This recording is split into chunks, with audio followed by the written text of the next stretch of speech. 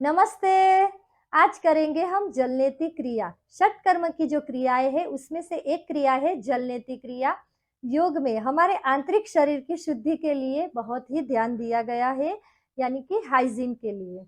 बाहर से जो भी पॉल्यूटेड एयर आती है उसकी वजह से हमारे नोस्ट्रिल में कैविटीज आ जाती है और हमारी दोनों डक्ट बंद हो जाती है। वो बंद हो जाती है, उसकी वजह से हमें सिर दर्द रहता है। तो जिन लोगों को साइनस की समस्या है, माइग्रेन ज़्यादा रहता है, अस्थमा के जो पेशेंट हैं, उन सब के लिए ये क्रिया बहुत ही फ़ायदेमंद है। जिनको हार्मोन बैलेंस नहीं रहते हैं, उनके लिए भी ये फ़ायदेमंद है। थ्रोटल इन्फेक्शन जो रहता है सीज़न चेंज होने पर, उनको ये क्रिया रोज़ करनी चाहिए। हमारे ये जो नोस्ट्रिल है, वहाँ से रिलेटेड हमारा कान है और वहीं से हमारा थ्रोट, ये तीनों एक दूसरे के साथ कनेक्टेड है। तो ये तीनों में जब हम जलनेति करेंगे तो इनके रिलेटेड मतलब आपके ईयर में इन्फेक्शन रहता है, थ्रोटल में इन्फेक्शन रहता है, वो जो हो जाता है, बार-बार परेशान रहते हो आप, वो नहीं होगा। आपकी आँखें इतनी तेज़ हो जाएगी कि रोज़ाना इसका अभ्यास करोगे तो आपके चश्मे के नंबर भी निकल जाते हैं।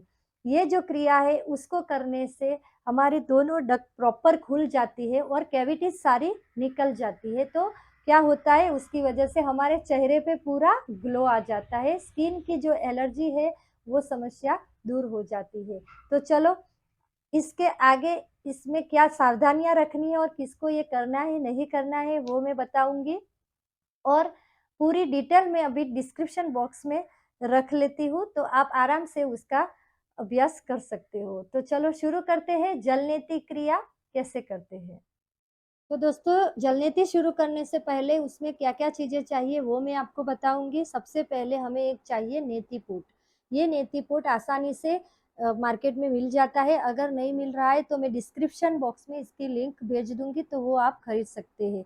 उसके बाद चाहिए हमें शुद्ध नमक और एक नैपकिन। नमक की मात्रा कितनी रहेगी तो 1 पोट के अंदर आपको इतना सा नमक डालना है।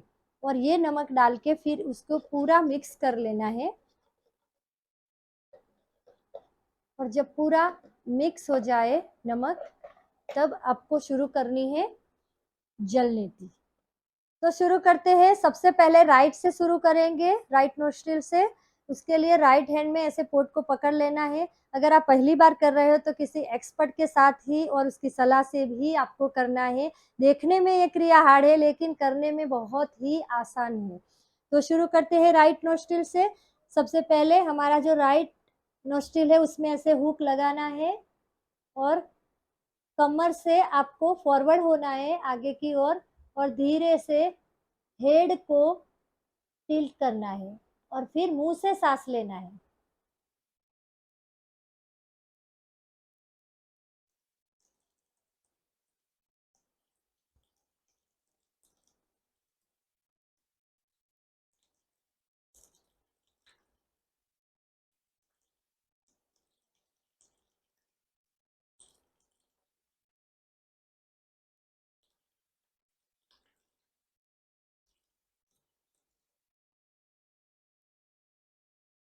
धीरे से ऊपर आना है। पूरे पोट से आपको ये क्रिया करनी है। अब हम करेंगे लेफ्ट साइड से। लेफ्ट साइड में ऐसे ही करना है।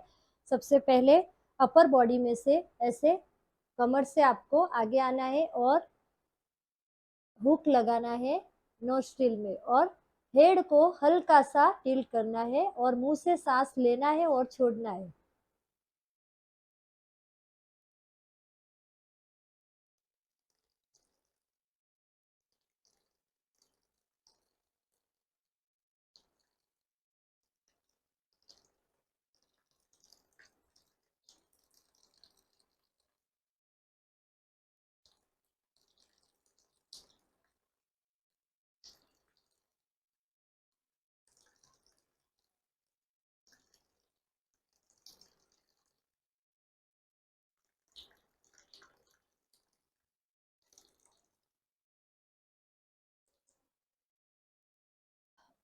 ये क्रिया करने के बाद तुरंत ही आपको भस्त्रिका प्राणायाम या कपालभाति करना ही है।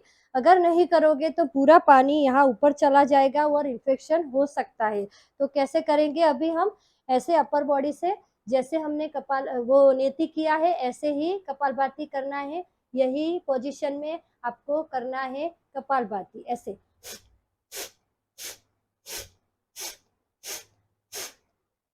राइट नोस्ट्रिल बंद करेंगे,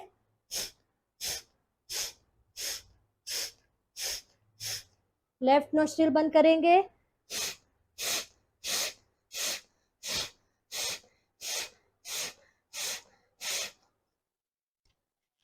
पूरा कफ बाहर आ जाएगा।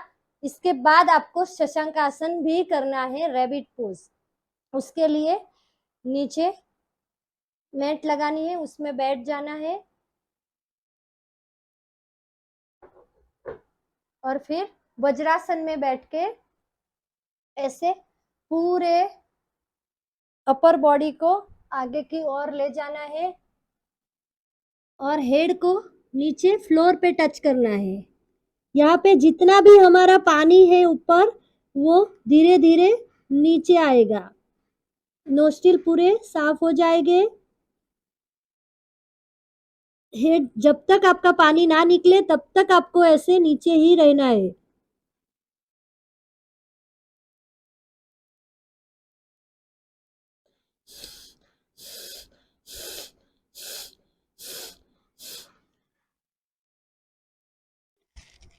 धीरे से वापस आ जाना है।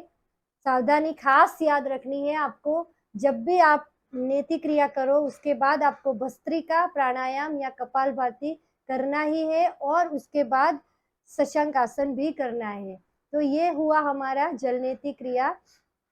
आशा करती हूँ रोज आप इसका अभ्यास करोगे। अगर कोई भी परेशानी है तो आप कमेंट बॉक्स में जरूर बताना, मैं उसका आंसर जरूर करूंगी। डिस्क्रिप्शन बॉक्स में जरूर देख लेना, आपको नेति पोट की भी लिंक मिलेगी और इसकी सावधानियां भी मैं नीचे रख दूंगी।